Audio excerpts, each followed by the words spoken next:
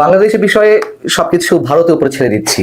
মার্কিন president Donald ট্রাম্পের এমন একটি মন্তব্যে যখন সারা দেশে তোলপাড় চলছে, নানান পক্ষ নানানভাবে বিশ্লেষণ করার চেষ্টা করছে, ঠিক সেই মুহূর্তে আমাদের প্রধান উপদেষ্টা অধ্যাপক ডক্টর মোহাম্মদ ইউনূস তিনি নিজে নিজে এবার বিস্ফোরক একটি মন্তব্য করলেন, এবং আমি মনে করি একই সঙ্গে বিতর্কিত মন্তব্য। তার জায়গা থেকে এই ধরনের মন্তব্য কোনোভাবেই সমীচীন নয় বলে আমি মনে করি। তিনি বলেছেন যে বাংলাদেশ নিয়ে অপপ্রচার চালাতে গিয়ে ট্রাম্পের কাছে গিয়েও সুবিধা করতে পারেনি একটি পক্ষ। এই কথাটি কোথায় বলেছেন? শনিবার জাতীয় ঐক্য কমিশনের পক্ষ থেকে রাজনৈতিক দলগুলোর সঙ্গে যে বৈঠকটি ছিল, সেই বৈঠকে বক্তব্য দেওয়ার সময় তিনি এই মন্তব্য করেছেন। আচ্ছা, ডক্টর মোহাম্মদ ইউনূস সাহেব কি তিনি নিজে নিজের উচ্চতা সম্পর্কে ভুলে গেছেন, অথবা তার মুখ থেকে যার যা ইচ্ছে খুশি বের করে নিয়ে আসার চেষ্টা করছেন? অনেকেই তার সরকারের মধ্যে যারা রয়েছে, তার আশেপাশে যারা রয়েছেন, তার মুখ থেকে তো আমরা এই ধরনের মন্তব্য আশা করি না, যদিও এর আগে তিনি নানান ধরনের বিতর্কিত মন্তব্য করেছেন, করে যাচ্ছেন।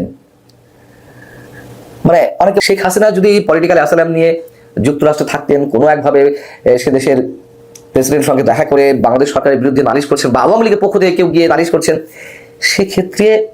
সেক্ষেত্রেও কি তিনি এই ধরনের মন্তব্য করতে পারতেন তার জায়গা থেকে? তর্কের খাতিরে ধরে নিলাম যে সেক্ষেত্রে হয়তো তিনি করতে পারতেন। তার কারণ এর আগে আমরা দেখেছি সাবেক প্রধানমন্ত্রী শেখ হাসিনা তিনি তো যা মুখে আসতেন বলে ফেলতেন, যার সম্পর্কে যেমন ইচ্ছে মন্তব্য তিনি করে ফেলতেন, যেগুলো বাংলাদেশের মানুষ কখনোই ভালোভাবে নেয়নি। যে কথাগুলো আওয়ামী লীগের দ্বিতীয় শ্রেণী, তৃতীয় শ্রেণীর বা তৃতীয় সারির রাজনৈতিক নেতাদের মন্তব্য করার কথা বা করলেও আমরা মেনে নিতাম, সেই কথাগুলো তিনি সবসময় প্রধানমন্ত্রী আসনে বসে করেছেন। এখন আমরা দেখছি ডক্টর মোহাম্মদ ইউনূস সেই কথাগুলো বলছেন। এই মন্তব্যটি, ডোনাল্ড ট্রাম্পের এই মন্তব্যটি বা এই কথাটি কোথা থেকে এসেছে? যুক্তরাষ্ট্র এবং ভারতের মতন দুই রাষ্ট্রের দ্বিপাক্ষিক বৈঠক সংক্রান্ত সংবাদ সম্মেলনেই তো ডোনাল্ড ট্রাম্প এই কথা বলেছে। এইভাবে বাংলাদেশের প্রসঙ্গটি আসবে। আমি নরেন্দ্র মোদীকে কোনো অবস্থাতেই সমর্থন করছি না, কিন্তু আমি বলছি সবকিছু ডেকোরাম সম্পর্কে। তো এই একটি পক্ষ তাহলে ভারত, তিনি ভারতকে মেন করেই বলেছেন। আমরা শুক্রবার ট্রাম্পের এই বক্তব্যকে কেন্দ্র করে আইন উপদেষ্টা অধ্যাপক ডক্টর আসিফ নজরুলের ফেসবুকে একটি স্ট্যাটাস দেখলাম, যদিও সেটা আরেকজনে তিনি শেয়ার করেছেন, তিনি সহমত পোষণ করেছেন, বিধায়ক তো শেয়ার করেছেন। সেটি নিয়েও নানান ধরনের সমালোচনা হচ্ছিল যে কেন সরকারের পক্ষ থেকে এই ধরনের মন্তব্য করতে হবে। সবচেয়ে বড় কথা হচ্ছে, যেটুকু মানুষ বিশ্লেষণ করছেন, যেই পক্ষ, যে নরেন্দ্র মোদী আসলে ডোনাল্ড ট্রাম্পের কাছ থেকে যা কিছু আশা করেছিলেন বিভিন্ন ক্ষেত্রে বাংলাদেশের বিষয়ে, সেক্ষেত্রে তিনি আশাহত হয়েছেন, এগুলো এক পক্ষের বিশ্লেষণ। আবার আরেক পক্ষ বলছে যে না, ভারত যা চেয়েছে হয়তো ডোনাল্ড ট্রাম্পকে কনভিন্স করতে পেরেছে। যেটি হোক না কেন, এই যে দুই পক্ষের মধ্যে বৈঠক, সেই বৈঠকে যদি মনে হয় যে তাহলে কি আমরা খুশিতে গদগদ হয়ে এ ধরনের মন্তব্য করব, অন্তত ডক্টর মোহাম্মদ ইউনূসের আসন থেকে, প্রধান উপদেষ্টার পদ থেকে? এর মানে কি দাঁড়ায়? মানেটি এরকম যে এখনো আমরা যুক্তরাষ্ট্রের দিকে তাকিয়ে আছি, যুক্তরাষ্ট্র ভারতের কথা শোনেনি বিধায় আমরা বিশাল আকারে বেঁচে গেলাম। ডক্টর মোহাম্মদ ইউনূস সরকার যুক্তরাষ্ট্রের ভয়ে অতিষ্ঠ ছিল, সন্ত্রস্ত ছিল। যুক্তরাষ্ট্র যদি বেঁকে বসে তাহলে বর্তমান সরকারের অনেক কিছু ঘুরে যেতে পারে। এরকম বিষয় থাকতে পারে আমাদের মধ্যে, আমাদের সাধারণ মানুষের মধ্যে আলোচনা চলতে পারে, কিন্তু সেইগুলো কেন এভাবে এক্সপোজ করা হবে তার জায়গা থেকে? এবং এই ধরনের কথা বলার সঙ্গে সঙ্গে সাধারণ মানুষের যে আশঙ্কা যে যুক্তরাষ্ট্র যা চাইবে তাই হবে, অথবা ভারত যা চাইবে তাই হবে, সেইগুলো কি প্রতিষ্ঠিত করার চেষ্টা চলছে? তিনি ইলন মাস্কের সঙ্গে কথা বলেছেন ভিডিও কনফারেন্সের মাধ্যমে, বাংলাদেশে বিনিয়োগ করবে। এটি মনে করার কোনো কারণ নেই যে ইলন মাস্ক বাংলাদেশে বিনিয়োগ করবে, আর এটির মধ্য দিয়ে ট্রাম্পের করার সমর্থনটি বর্তমান সরকার পেয়ে গেল। কোনো কারণ নেই, তারা ব্যবসার জায়গা থেকে ব্যবসা করবে, খুব স্বাভাবিক। তাদের তো আরো নানান এজেন্ডা রয়েছে। ডক্টর মোহাম্মদ ইউনূস বলছেন ওই বক্তব্যে, অতীতে দেশকে একটা তামাশায় পরিণত করা হয়েছিল, আইন বলে কিছু ছিল না, যারা আত্মত্যাগ করেছে, তারা আমাদের একটা নতুন বাংলাদেশের জন্য প্রস্তুত হওয়ার দায়িত্ব দিয়ে গেছে। খুব ভালো কথা। অতীতে দেশকে একটা তামাশায় পরিণত, ঘুষ দুর্নীতি কি সেভাবে বন্ধ হয়েছে?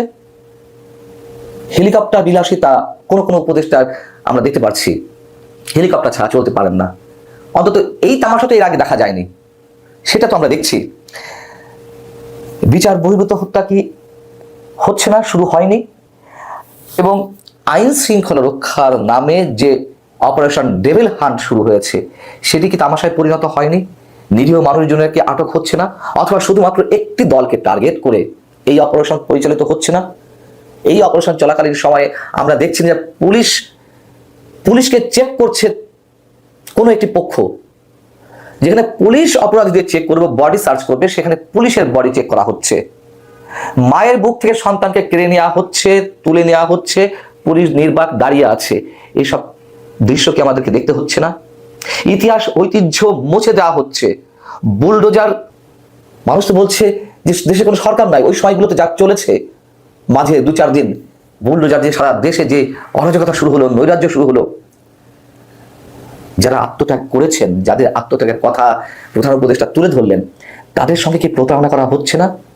তারা কি এই বাংলাদেশ চেয়েছিল গণঅভ্যুত্থানের মাধ্যমে? তারা কি স্বৈরাচার মুক্ত বাংলাদেশে এই ধরনের দৃশ্য দেখতে চেয়েছিল? চাইনি, তাই না? তাহলে তো অবশ্যই তাদের আত্মার সঙ্গে প্রতারণা করা হচ্ছে। গণতান্ত্রিক অধিকার কি নিশ্চিত হয়েছে? গণমাধ্যমের অধিকার নিশ্চিত হয়েছে? গণমাধ্যম স্বাধীনভাবে কথা বলতে পারছে? সবই সেলফ সেন্সরশিপের মধ্যে চলছে। এবং আমাদের মধ্যে গুটি কয়েক মানুষ যারা সমালোচনা করছে সরকারের বিভিন্ন অসঙ্গতি, অনিয়মের বিরুদ্ধে কথা বলছি, তাদেরকে তো নানান ধরনের হুমকি দেওয়া হচ্ছে, নানানভাবে হুমকি দেওয়া হচ্ছে। এই কথা শুধু আমি বলছি না, আরো অনেকে বলছেন, অন দ্য রেকর্ড বলছেন। তাহলে তামাশা কি বন্ধ হয়েছে? তিনি বলছেন শুধু বাংলা সুবিধা করতে পারছে না, সারা পৃথিবীর মানুষ প্রথম দিকে সমর্থন দিয়েছিল, এখন পৃথিবীর বিভিন্ন প্রান্ত থেকে, বিভিন্ন পর্যায় থেকে বর্তমান সরকারের সমালোচনা করা শুরু করে দিয়েছে। হিউম্যান রাইটস ওয়াচ তারা অপারেশন ডেভিল হান্ট নামে যা চলছে সেখানে মানবাধিকার লঙ্ঘন হচ্ছে বলে উল্লেখ করেছে এবং মানবাধিকার রক্ষার জন্য সচেতন থাকতে বলেছে সরকারকে। এবং আরো বিভিন্ন জায়গার থেকে যেসব কথাবার্তা উচ্চারিত হচ্ছে বা বিভিন্ন রাষ্ট্রের প্রতিনিধিরা বর্তমান সরকারের উপদেষ্টাদের সঙ্গে বা প্রধান উপদেষ্টার সঙ্গে দেখা করে তারা যেই আহ্বানগুলো জানাচ্ছে, গণতান্ত্রিক পরিবেশ নিশ্চিত করার ক্ষেত্রে, আইন শৃঙ্খলা পরিস্থিতির উন্নতি করার ক্ষেত্রে তারা তো বিভিন্ন ধরনের অ্যাপিল করছে, মানে আহ্বান জানাচ্ছে। এমনকি যুক্তরাজ্য তো কয়েকদিন আগে সতর্কতা জারি করলো তাদের নাগরিকদের চলাফেরার ক্ষেত্রে। তাহলে সমর্থনটা কি এমনিতেই জানাবে, নাকি এত কিছু পরেও তারা সমর্থন জানিয়ে যাচ্ছে?